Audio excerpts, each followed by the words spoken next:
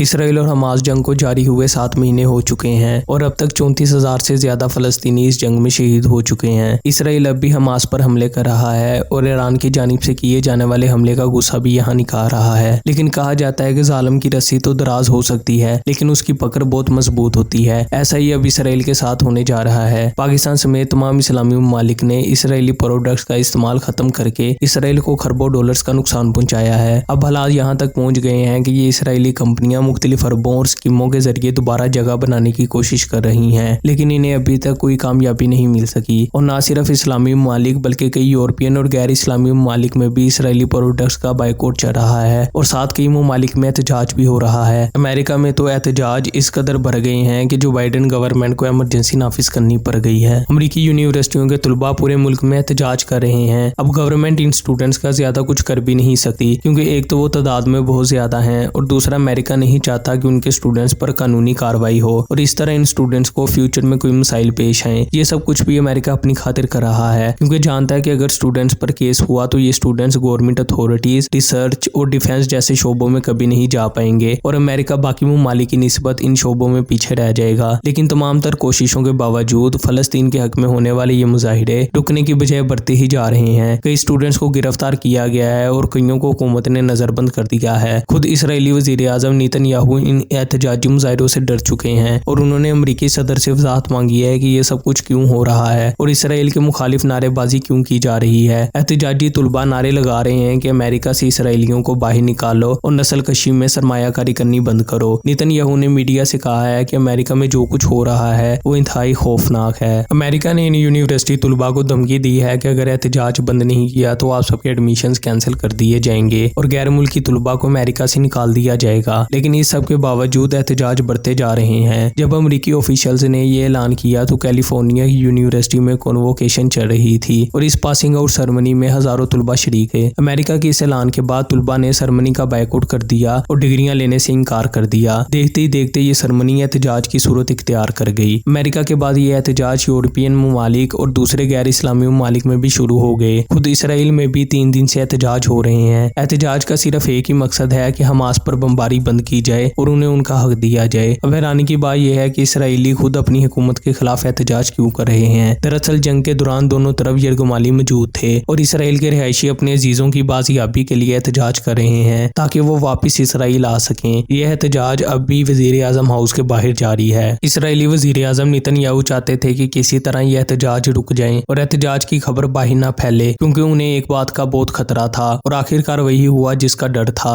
International criminal court ने Israeli वजीर आजम Netanyahu के खिलाफ कार्रवाई करने का ऐलान किया है। कानूनदानों का कहना है कि किसी भी वक्त नेतन्याहू इसराइली आर्मी चीफ और वजीर दफा के नाम पर अरेस्ट वारंट जारी किए जा सकते हैं और आईसीसी यानी इंटरनेशनल क्रिमिनल कोर्ट के पास ये इख्तियार है कि वो नेतन्याहू और बाकी ओहदेदारान को गिरफ्तार कर सकती है। इस खबर ने इसराइली वजीर आजम को डरा कर रख दिया है। जुम्मे को इसराइली वजीर आजम के दफ्तर में खुफिया मीटिंग की गई जिसमें इस मसले का हल निकालने के लिए बातचीत हुई। इस मीटिंग में नेतन्याहू समेत 3 और वज़रा ने शिरकत की और साथ इसराइली आर्मी चीफ और इसराइली वॉर चीफ ने भी शिरकत की। खुफिया तौर पर जारी ये मीटिंग 3 घंटे तक चलती रही जिसमें इस गिरफ्तारी को रोकने के लिए कोई हल निकालने पर जोर दिया गया। मीटिंग में नेतन्याहू ने कहा कि वो दुनिया के तमाम ताकतवर और दोस्त ममालिक से राब्ता करके आईसीसी पर जोर डलवाएंगे ताकि इस गिरफ्तारी को रोका जा सके। इसके बाद नेतन्याहू ने जर्मनी के वजीर आजम, इंग्लैंड के वजीर आजम, फ्रांस के सदर और अमरीकी सदर समेत कई ममालिक के लीडर से राब्ते किए हैं। मीडिया से बात करते हुए नेतन्याहू ने कहा कि उन्हें आईसीसी के किसी भी फैसले का कोई डर नहीं, लेकिन अगर आईसीसी उनके खिलाफ फैसला देता है तो यकीनन हालात बहुत खराब हो जाएंगे। इसराइली वजीर आजम ने मीडिया पर आकर तो रौब जताने की कोशिश की लेकिन अंदर से वो खौफजदा हैं क्योंकि जानते हैं कि आईसीसी एक ऐसा अदारा है जिसके पास इस चीज का इख्तियार है कि वो किसी भी मुल्क या पावरफुल शख्स के खिलाफ कार्रवाई कर सकता है और अगर आईसीसी ने नेतन्याहू और इसराइली आर्मी चीफ और वॉर चीफ के खिलाफ गिरफ्तारी का हुक्म दे दिया तो अमेरिका भी उन्हें बचा नहीं पाएगा। इस्लामी ममालिक डिमांड कर रहे हैं कि आईसीसी जल्द इस केस का फैसला सुनाए। आईसीसी ने कहा है कि कार्रवाई मुकम्मल होते ही फैसला सुना दिया जाएगा। इसराइली ऑफिशियल्स ने कहा है कि उन्हें किसी गिरफ्तारी का खौफ नहीं क्योंकि इसराइल इस अदालत का रुकन ही नहीं है। जबकि आईसीसी के चीफ प्रोसिक्यूटर ने कहा है कि इसे फर्क नहीं पड़ता कि इसराइल इस अदालत का रुकन है या नहीं क्योंकि फलस्तीन 2015 से इसका रुकन है और फलस्तीन अगर केस दायर करता है तो अदालत फैसला देने का हक रखती है। अगर इसराइल खुद को हक पर समझता है तो उसे किसी चीज का खौफ नहीं होना चाहिए। इसराइली वजीर कानून ने कहा है कि हम वर्ल्ड कोर्ट में जाएंगे और वहां केस करेंगे वर्ल्ड कोर्ट अमेरिका में कई अदालत है जो रियासतों के दरमियान लड़ाई झगड़ों को देखती है। इसराइल वहां अमेरिकी ताल्लुकात की वजह से जाना चाह रहा है। इस पर फलस्तीनी वजीर दिफा ने कहा है कि इसराइल के वहां जाने से कोई फर्क नहीं पड़ेगा, क्योंकि आईसीसी के इख्तियारात फिर भी वर्ल्ड कोर्ट से ज्यादा हैं और वर्ल्ड कोर्ट आईसीसी के फैसले को रद्द नहीं कर सकता। अब इसराइल मुकम्मल तौर पर पकड़ में आ चुका है। इसराइल को इस जंग में पहले खरबों डॉलर्स का नुकसान हो चुका है और बात यहाँ तक आ गई है कि वो अमेरिका और दूसरे ताकतवर ममालिक से अमदाद लेकर गुजारा कर रहा है। इस सब के बावजूद इसराइली वजीर का कहना है कि ये जंग नहीं रुकेगी और जब तक हमास मुकम्मल तौर पर तबाह नहीं हो जाता और हमास के लीडर्स खत्म नहीं हो जाते, इसराइल ये जंग और हमले नहीं रोकेगा। इसराइल में इस बयान के बाद पार्लियामेंट हाउस में एहतजाज शुरू हो गया। हजारों लोग पार्लियामेंट के सामने जमा होकर एहतजाज करने लगे। नेतन्याहू समेत बाकी वज़रा को खुफिया रस्तों से बाहर निकाला गया। लोग नेतन्याहू के इस्तीफे का मुतालबा कर रहे थे। 2 दिन से इसराइल मुकम्मल तौर पर बंद है और खुद इसराइल के लोग भी नेतन्याहू की गिरफ्तारी का मुतालबा करने लगे हैं। दुनिया में जितने भी ताकतवर और जालिम हुक्मरान गुजरे हैं, सबका अंजाम दर्दनाक हुआ, चाहे फिर वो चंगेज खान हो या अडोल्फ हिटलर। जालिम को एक खास वक्त तक ढील दी जाती है और वो गफलत में पड़ा रहता है। फिर जब रस्सी को खींचा जाता है तो बड़े से बड़े जालिम और ताकतवर भी कब्जे में आ जाते हैं। ऐसा इसराइल के साथ भी होने जा रहा है। अल्लाह से दुआ है कि अल्लाह फलस्तीनी भाइयों की मदद फरमाए और फैसला उनके हक में फरमाए ताकि जालिमीन अपने अंजाम को पहुंच सकें। आमीन। हमारी आज की वीडियो आपको कैसी लगी कमेंट सेक्शन में जरूर बताएं और चैनल को सब्सक्राइब कर दें और बेल आइकन पर क्लिक कर दें ताकि आपको मजीद ऐसी इन्फॉर्मेटिव वीडियोस मिलती रहें। मुलाकात होगी अगली वीडियो के साथ, तब तक के लिए अल्लाह हाफिज।